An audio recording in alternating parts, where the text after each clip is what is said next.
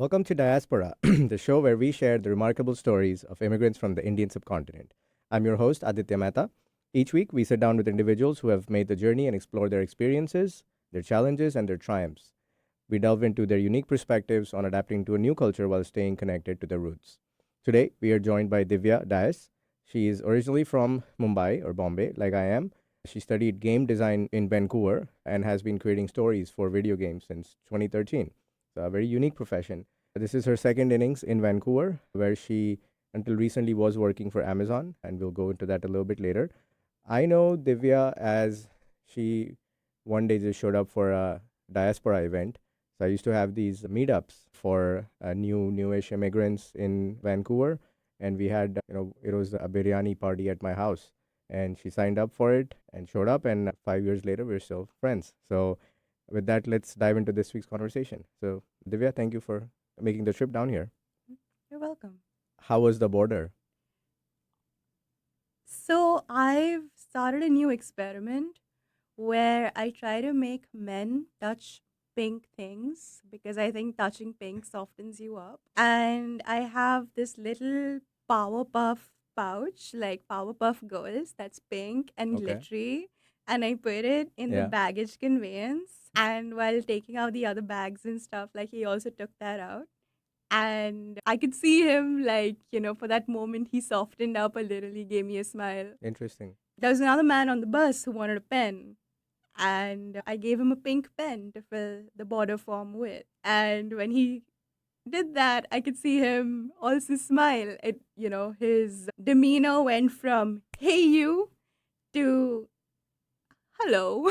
Sure. So I'm currently running the pink I experiment and I did that totally on the border. expected that response from you. I knew it was not gonna be a, oh yeah, the queue was short. I love your thought process. You always have very unique perspectives on things. So you're from Bombay. Do you prefer Bombay or Mumbai?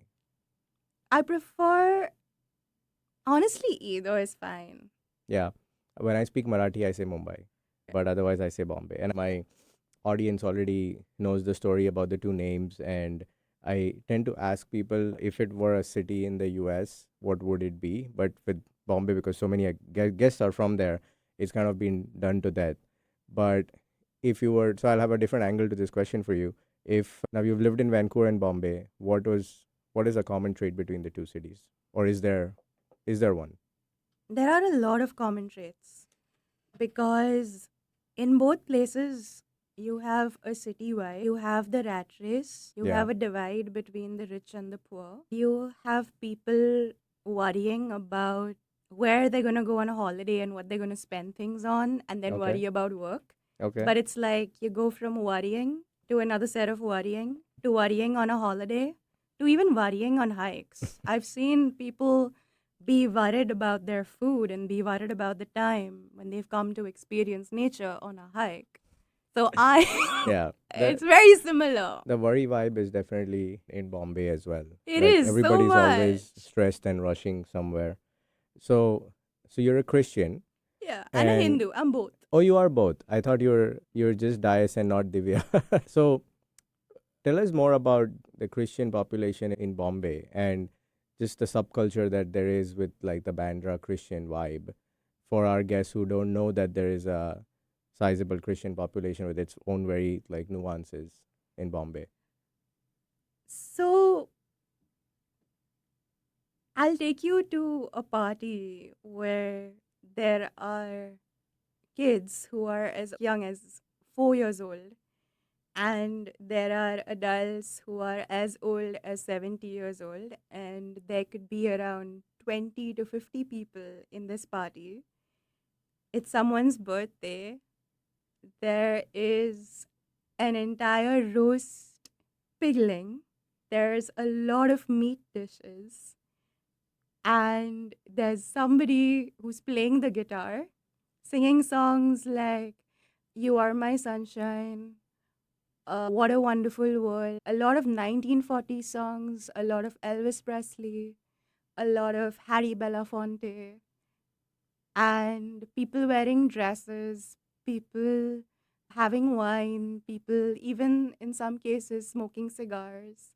And all of this happening in somebody's backyard, which is connected to the place where they stay.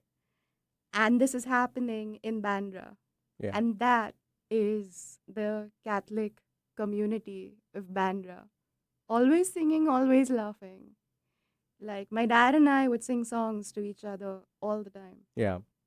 Would you agree with the stereotype that Christians generally have better English and better like writing and better English creative skills because of the that being many times the first language at home? I'm not sure about it. What I can say is that since you go to prayer, which is in English, Yeah. every Sunday, then yes, you are getting that extra hour of English. But other than that, I've seen all communities have a good grasp over English. How old is the Christian part of Bandra? Because Bombay is itself maybe 200-300-year-old city. It's not a very old city by Indian standards. So how long has the population lived there? I don't know this.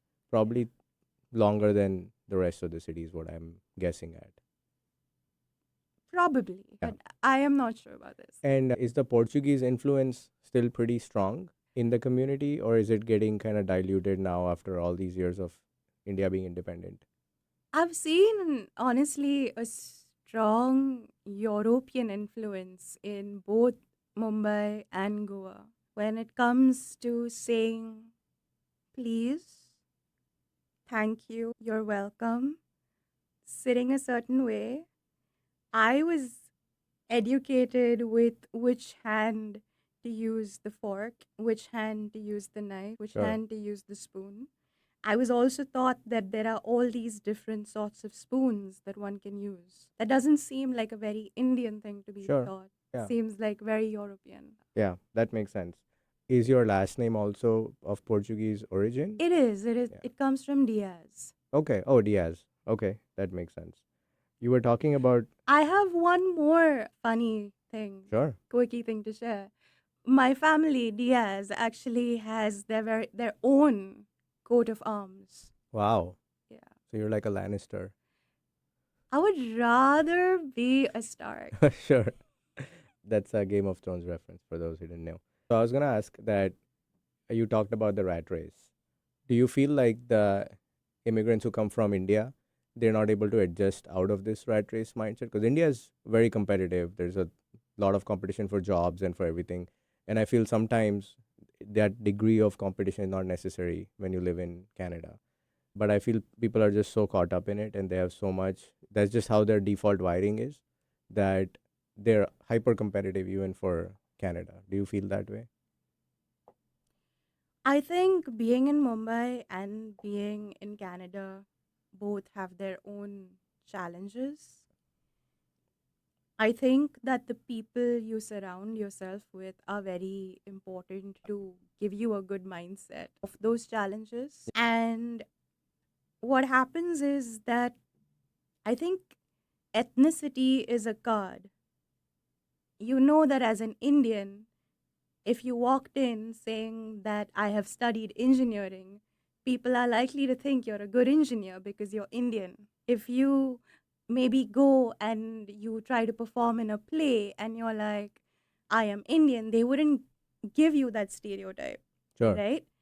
So you go from a place which has an entirely different stereotype for you because in India, it's mostly Indians. And then you come into Canada where you're a minority, where another bunch of stereotypes are Yeah. attached to you. So you have to adjust to those stereotypes and you have to break yourself out of it. It is an incredibly tough thing to do. So I don't think that people bring the rat race because they are conscious or Right. they are like, I'm going to be competitive.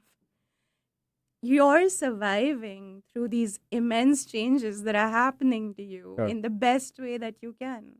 Yeah.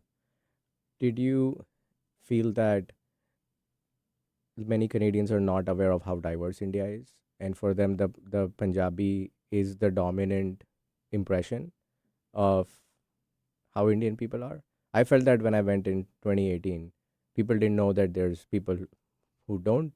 speak Punjabi in India?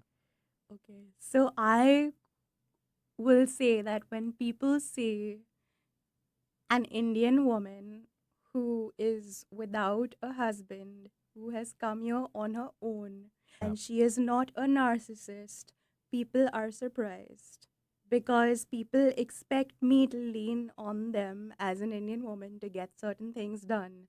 And when I don't, when I'm like, will you help me? If you can, fine. If you can't, it's cool. Even that is a surprise to people.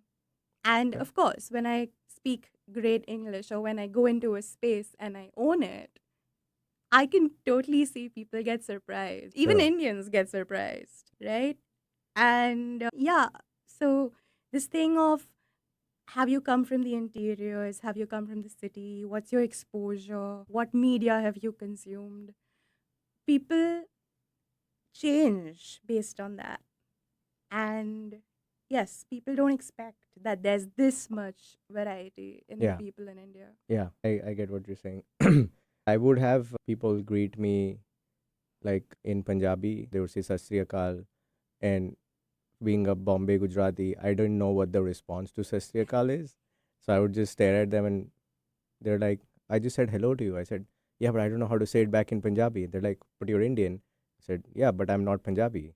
They'd be like, but you're Indian. Like, I gave up after a while trying to explain the nuance of, like I speak Gujarati, I speak Marathi, I speak Hindi, but I don't speak Punjabi, and why that would be the case. So, anyway, what made you decide to move to Canada the first time around?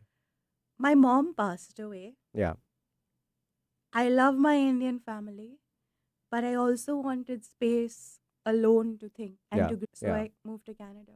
Okay. And what year was this in? This was in 2016. And then what was the second time you moved? What year was that? The second time I moved was in 2021. Okay, so you're pretty new when we met Yeah, in your second. So the first time you came and then you studied and I then you studied for went one back. year. And then when Okay. I came in 2021, I came on PR Yeah, because I liked Vancouver. sure. I mean, it's a easy city to like, I feel. If you're actually in Vancouver, I talk about this a fair bit where, people come, they land in Surrey because that's familiar, but then they're only exposed to the shared experience of that community there. And like you said, you're the average of the people you spend the most time with, and then they get disillusioned after a while that the Canadian dream is not alive. But yeah, you haven't been to Canada yet. You're in a mini version of what you had back home, so you have to give it a chance. And I think once you give it a chance, it's very hard not to like Vancouver as a place. My moment, which I've also described on the show before, we landed, we checked into a hotel by the airport.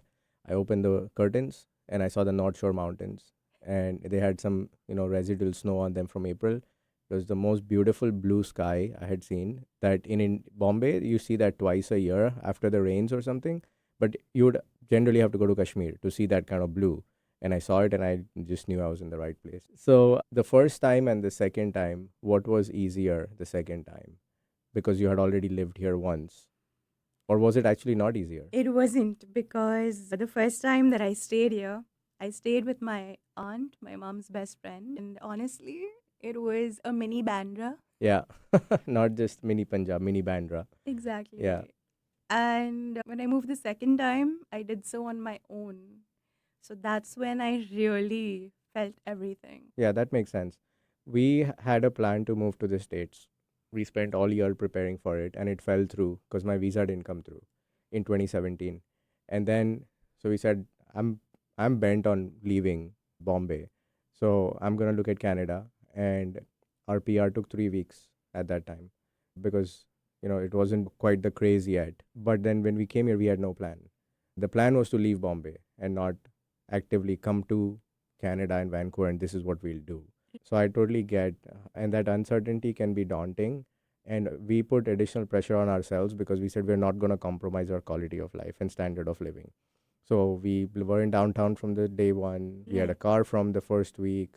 So we didn't, skimp out on the expenses, but we weren't earning money. We both had our, what we were doing in India. So we were Right. earning in rupees and spending in dollars. So It was quite daunting. I had a big game plan for the US, but I didn't have anything for Canada.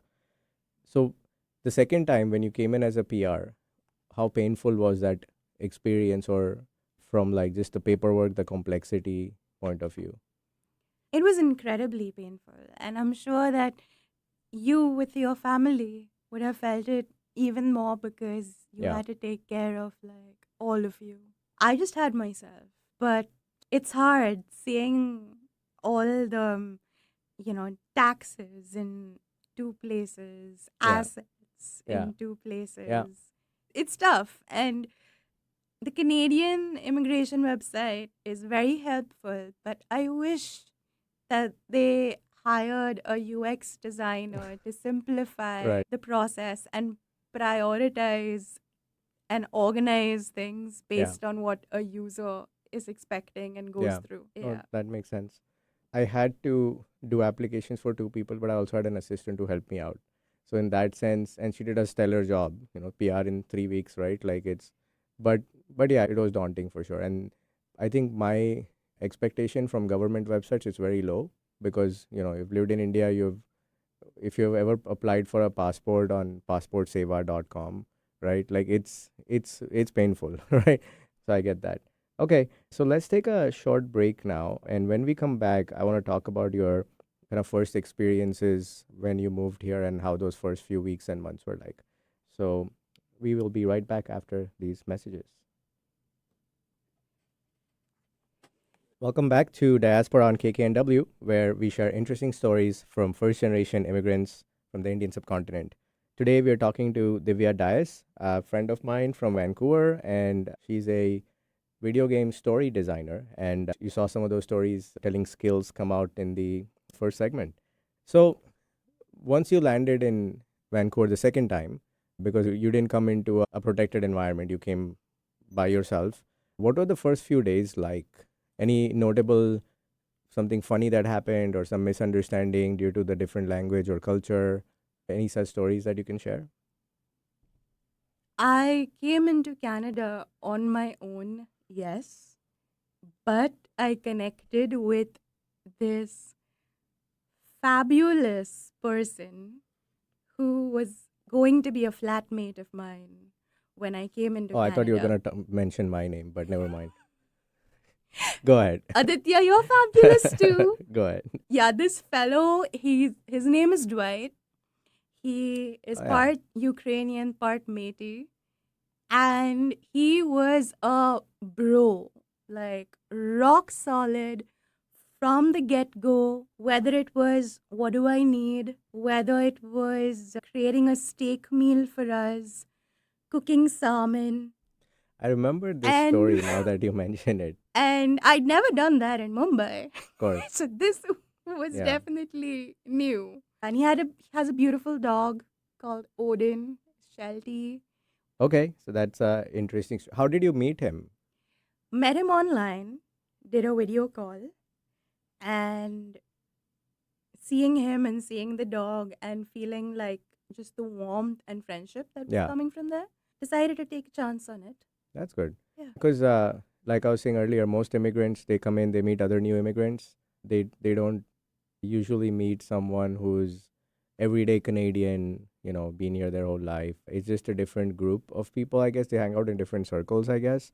For us, we got introduced to a group who had been there for 15, 20 years, and it really helped us because you're not on day one talking about immigrant problems. You're talking about everyday life. That really gives you a very different perspective and gets you off to a different kind of start than you would if you were only hanging out with other new immigrants. Absolutely. And I think that for me, seeing the different perspectives is when you actually start to grow out of the perspective that you Yeah, came with. yeah, absolutely. How did Amazon happen for you? I came to Vancouver without a job. Big mistake. One Canadian dollar is 60 Indian rupees. So I realized I need a job.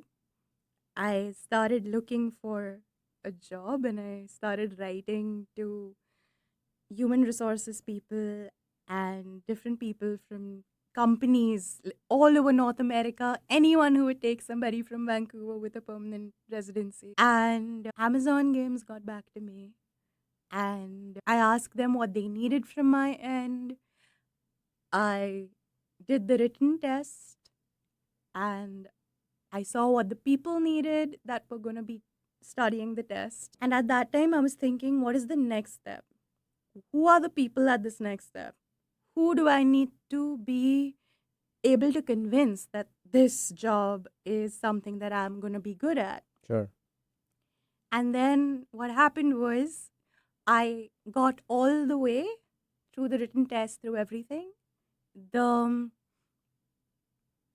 oral test or the interview was going to come up, and I was looking for ways to crack that. And then I came for the beer and biryani party that Diasporaa had, and I met Prashant. And Prashant told me how Amazon interviews get conducted. That, coupled with what the HR recruiter had told me, just connected, and I knew, okay, fine. Keywords, bam. Situation, task, action, result, Yeah. bam. You want stories? I got so many stories for you. Problem solving, showing practical capacity to do this, and in a way that's going to convince you, because I'm putting in enough stuff that your ears are looking for as Sure. people coming into these interviews. I wrote my speeches, and I prepared those speeches, and then based on the questions, I gave them the answers, Did you have and I to got the job. did you have to go through that famous or infamous loop where you have several interviews in a single day? I did, but I love speaking, if you can Sure. tell. Sure. I've never prepared that much for an interview in my life. And for all the different leadership principles, I had stories, situation, task, action, result format ready. So whenever they would ask me, most of the time did have something for them. But it is a pretty grueling interview experience for sure. The thing is, I am an artist. As an artist, I am not used to thinking of material. I am not used to thinking of practical things. My Yeah. head is in the clouds, Yeah. right? So it's more about all this amazing ideas that I have in my head. How am Yeah. I going to translate it and Yeah. communicate it to you? Makes sense. You mentioned that you love to design your life. Tell me more about that. Yes. So every place, whether it's Mumbai, whether it's Vancouver, has its set of systems. And I am a game designer. So when I go into a place, I see it in terms of its systems. And then I try to think about, if this is my life and my priority of my life is art, then there needs to be a flow of income that is more than the flow of expenses. Sure. And I need to keep my health, because if I've got my health, I've got my art, and I've got my finances, everything else is something that I don't need to put any attention to. It can happen automatically. So then, any excess, any media, absolutely anything that doesn't fit into what life I want to create for myself, I can actually just do away with it. And then the more I do away with stuff, the more I just eliminate stuff, the more time I have to chill out in my art. And that's how I design my life, knowing my priority, knowing the financial flow, Yeah. and knowing, am I taking care of my health? So when you say eliminating stuff, that could be things you do, it could be material Things I things. do, people whose energy doesn't match with mine, I'll just move on. I'm very choosy about who I want to spend time with. I'm open to all ethnicities, all countries, all Yeah. genders, everything. But the energy that a person brings, the thoughts that a person brings are very important to me. So even that is like, your thought process is not good enough. Okay, I don't need you. Yeah. That makes sense. That's an interesting way to look at it. So anything that's not in these three segments, the finance, the health, and the art, you just brutally take it out of your life. Like you don't need it. I found that harder to do in India because you're part of this social web, and you do a lot of things because you have to, or because that's the way to do it. Like socializing, for example, you'll a lot of people who you will end up spending time with, you may not want to, but you just do it because you know that's how society is. So of course you could meet all your cousins all the time, like But I don't have time for that. You may have time for no, it, I but I nobody don't. has time for it, but people Exactly. still do it. In I it's don't do easier to do it I here. don't do anything that I don't want to do Yeah, because I'd rather do the hard work to get my life to be exactly how I want it to be. sure. So I mean, my point was, it's easier to do that when you're far away than it is when you're in India, in like the whole social net. This is a good place to practice it, but it can be done in India as well. All you need is good lines to set boundaries. So it's Yeah, like, I'm busy, I have work, sorry I can't. yeah, You need to practice doing it because your time is important, right? yeah. I think valuing time is something I didn't see much of in India. Like, even if it was my client, they will not value your time or pay you for your time. Like, I would get called for a meeting in the second half of the day. So it's like, show up sometime between 1 p.m. and 6 p.m.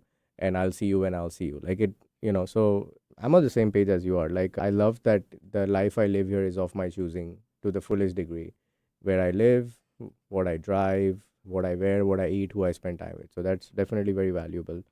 So now what's next for you after Amazon? Yeah. In India, I was a lot more adjusting around people. Right now, with the time and the boundaries and everything I've started setting, I have decided to work for myself and to create story skits based on, things that I see, like fantasy. I'm creating this persona called the Wicked Witch of the East because there's Wizard of Oz, which doesn't have the copyright anymore. The movie Wicked was based on that. And the Wicked Witch of the West has been spoken about in detail. But I want to do an entirely separate universe, an entirely separate group of people who are connected to the Wicked Witch of the East. Okay. I'm basing it in urban North America, and she is an immigrant because she's gone to Oz and then she came Yeah. to North America, right? And Indian magic goes so far and is just so primitive. And I can channel all of that into the way the Wicked Witch of the East thinks, the way that she works, the way that she does different things. And she's going to be hanging out with like the magic mirror and a munchkin and some other wicked witches from different stories. So we look at these things in different, distinct ways, but we know they're all interconnected, Hmm. right? Yeah. So just bringing that out through the stories and really, we are all human, we are all energy. So let's just have the magic already. Will this be like a YouTube video series, or what?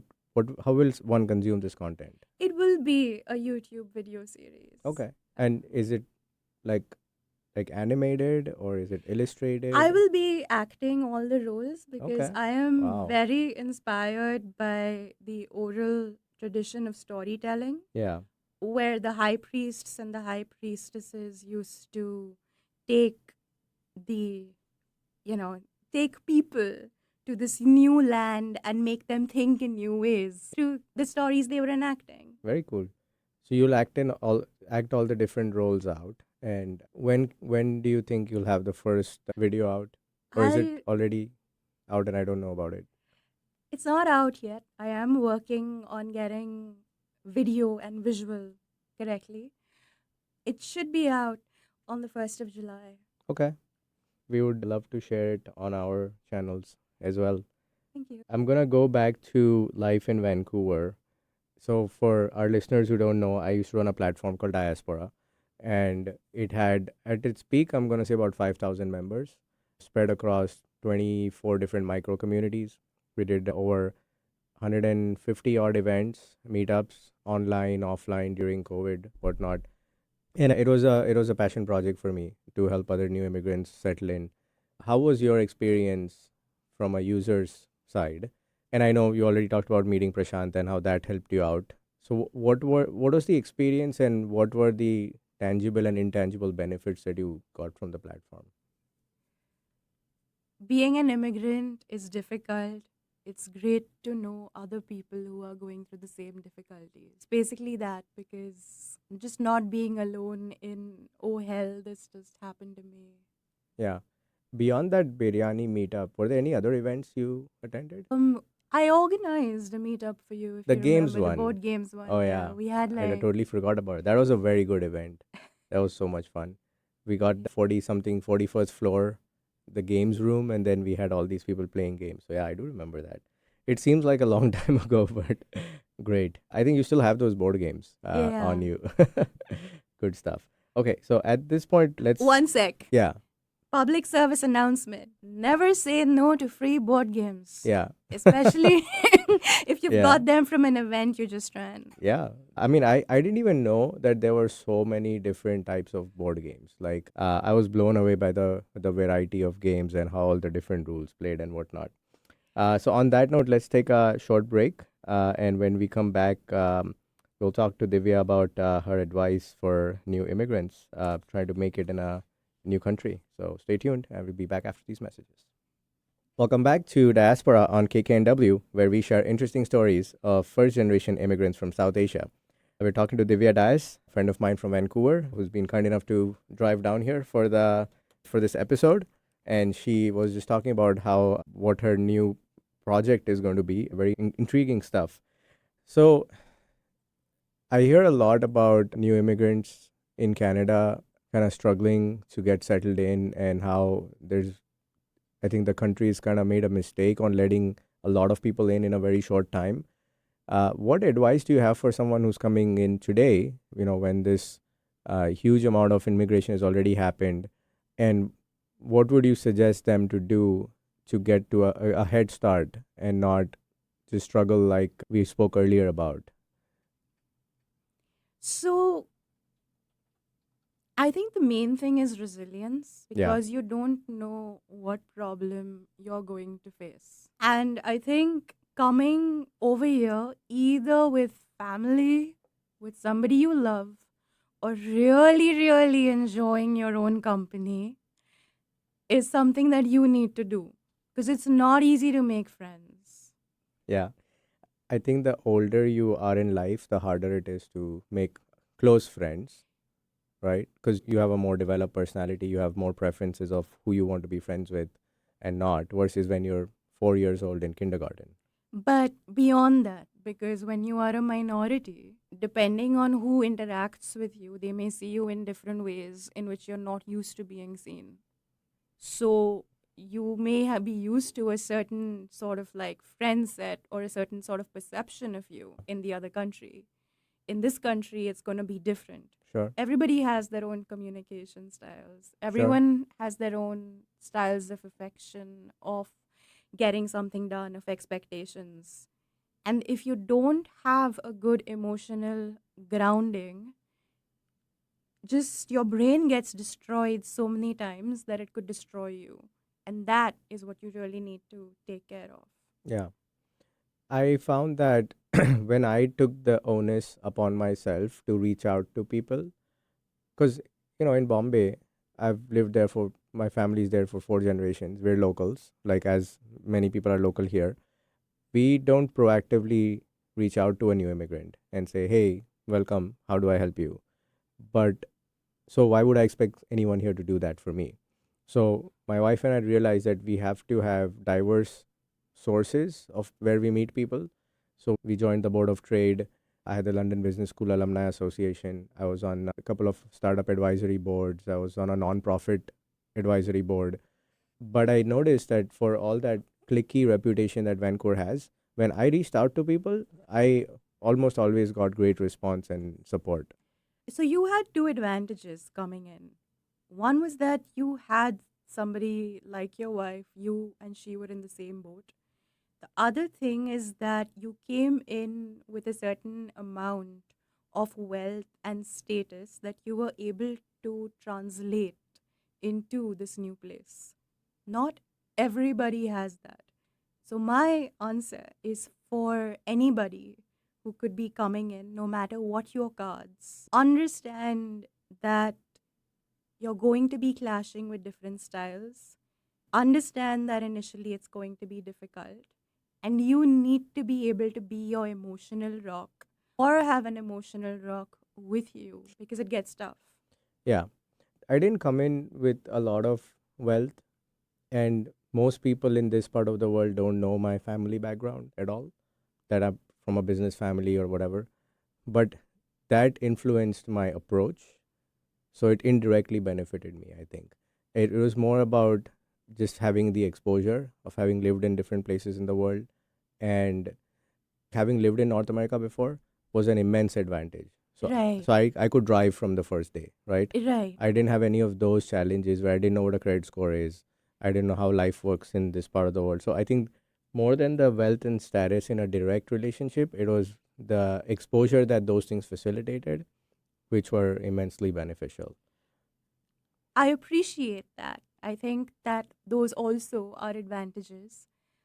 And unfortunately, a lot of the immigrants who come in, some of them know English, some of them don't know English, some Yeah. of them are from the city, some of them are from the interiors, and they all have different approaches, like you said, based on where they come from. So y- you need to do whatever you can to get your resilience in place, no matter, you know, where you're coming Yeah, from. I've never thought of it from a resilience perspective at all, because I'm generally a tenacious person, and I'm very good at differentiating what is in my zone of control versus zone of influence versus none of the above. So I'm very focused on, like, how you said, these are the things that matter to me. I'm gonna only focus on this. So for me, it's like these are the things I can control, and that's what I'm gonna focus on, and not fret about anything that's out of my control. So for me, and I got through COVID with minimum collateral damage. All our relatives are safe, intact. Nobody really had a lot of trouble financially. We were okay. But for me, during COVID, it was never a source of stress in that sense, because I know I can't control it. Like, it's gonna be there till it's gonna be there. So how do we take this and turn it into an opportunity instead? And that's how Diaspora came, actually. So yeah, those things impact in that way, I guess. And I think your ability to look at a problem and turn it into an opportunity is awesome.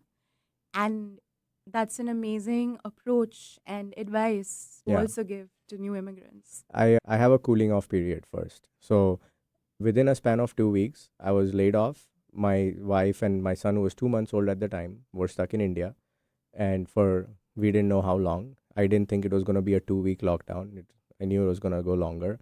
So I was laid off, lockdown, and family was not there. So I've never been laid off in my life, and I'm generally a high performing employee.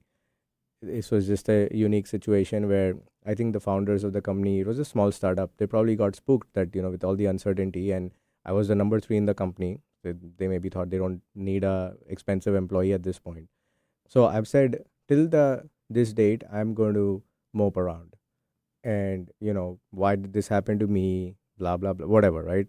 And then I'm gonna sit down and with a clear head think what I'm gonna do next. So I took a week to mope around. I didn't do anything, watch Netflix all day. Like, it was just very, like, this is my time to just recover from this. And but then, like, came Monday morning, and I sat down. I said, okay, what am I seeing around me? And I saw people who had just landed with their life savings, burning cash, not able to go anywhere, and the kind of challenges they faced and the kind of questions they had. I was like, there is no prep being done to prepare these people to succeed in this country. And Canada has this immigrant arrival program and everything, and they have someone trying to help you, but it is pretty generic, in that sense. No one says, oh, you're from this country, let me explain to you in the context of your country what this means. So if someone says, what is a transit code in a bank? And you're like, well, it's what you call IFSC code in India. They're like, okay, I get it now. So that's where it stemmed from. It was very resource heavy to start with, but then I realized that more than a user manual on how to succeed in Canada, people first need to just interact with other people.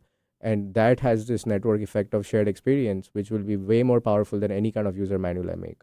And that's how the whole idea came by. Very hard to run it when you're not in Vancouver. So it's obviously been very quiet last few, couple of years. But the groups are there, people still talk, people still I think get benefit out of it. I know someone who met their future fiance at one of my meetups. So that was quite kind of cool to have that kind of not just impact but also like just a positive karma kind of situation. So and like you, it helped me as well because when I applied for Amazon, there was someone I met through the network. I don't know if you know him, Nimesh. He helped me out with my whole resume prep and my interview prep. And so in part thanks to him I got, and I met him through the Diaspora chapter. So great. That's very cool. Yeah. Yeah. Thank you for, doing this. Yeah, I mean, there's a networking chapter I'm part of here, and their philosophy is givers gain. And that has parallels in our Bhagavad Gita as well. Like, the more you give, the more you receive. And I'm a living example of doing that over and over again in so many different settings and contexts, and it's never ever failed to bring back the returns. If you do it with the intention of getting something back, then I think the universe sees through that. So it has to be just a selfless, just giving, and we'll see what comes back when it comes back. And then it almost always does come back. I would like to, speak about that a little as well Yeah. because when I just came into North America, I was not at all practical. I had lost my mom, and I realized that when I give happiness to others, Yeah. I feel happy too. And then I looked at the world and I'm like, North America looks like it could use some happiness. Sure. So why don't I come here and give them happiness, And Yeah. initially, that's the reason that I actually came because I was like, your media is probably giving you messages that you could do without. I am an artist. I can give you better messages. Okay, Sure. let's go. Yeah. If you were to move here today from India, is there anything you would do differently? And by here, I mean Vancouver, not Seattle. I would be more choosy about who I choose to spend time with. Because instead of investing in people, even after I know their energy doesn't match mine, I'd prefer to just invest that time in myself. I'm choosy with people because I have absolutely amazing, brilliant stars in my life. I have people that I can rely on. Even if an apocalypse was to happen, even if Armageddon was to happen, these people are so up there that we'd Yeah. find a way together. And that's why I'm investing time in them. There's Dwight, my flatmate, always there for me. Total like, bro. There's Les, the guy I'm dating, totally after me for my sleep, diet, and exercise. There's my bestie, Malika, in Seattle, and she is always there for advice for a year. Even if we're apart, she's there with me every day, Yeah. every step of the way. And there is my mom's best friend, Auntie Gira, who is an absolute gem of a person and was the first person that I stayed with Yeah. when I came to Vancouver. Staying with her made me realize that I can do this. And I did it again when I came in Yeah. 2021. And I want to thank all these people Sure. because they are the reason that I am here. That's a great shout out. So now let's go into our weekly segments. Let's have the wheel first, and then we'll choose one.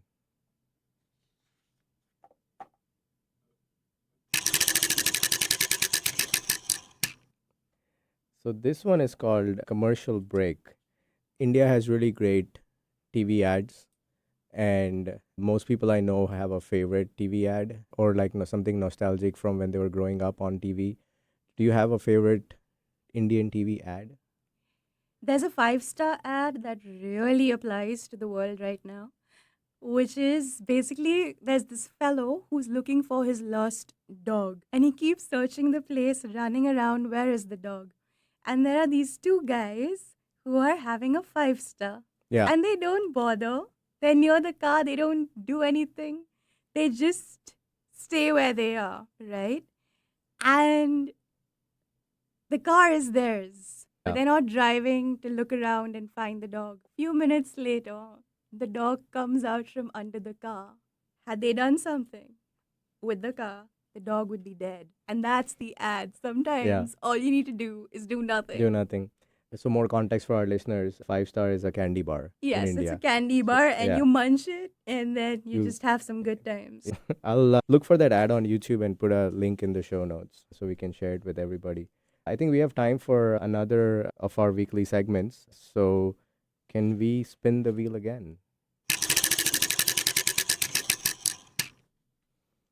This one's called Lost in Translation. So when you were new here, did you have any kind of funny situations or lighthearted situations because of differences in language and cultural nuances? My name is Divya. That's Divya. People don't get it, so people call me Diva. And I Okay. just decided to keep it. So I'm like, if you can't say Divya, you Yeah. can say Diva. Yeah. Diva dies will do. Yeah. That's one of the times when the mispronunciation had a positive effect. A lot of times the name pronunciations go wrong and have a negative effect. So great. Well, thank you for sharing those stories with me. That brings us to the end of today's episode. Thank you for listening to Diaspora. We hope you enjoyed hearing Divya's interesting stories and appreciate her storytelling skills. Remember to check out our show notes for links and more information about the topics we discussed today. You can find Diaspora on all major podcast platforms and can subscribe to our channel on YouTube. If you like this episode, consider following us on Instagram or leaving us a 5-star review. Diaspora is part of the Staying Power network of shows and podcasts, all of which are dedicated to inspiring listeners to build lives of meaning, connection, and value. You can find the Staying Power network of shows wherever you get your podcasts. We'll be back next week with another interesting story from the South Asian diaspora. Until then, take care and stay curious. And Divya, thank you for coming. Thank you for having me.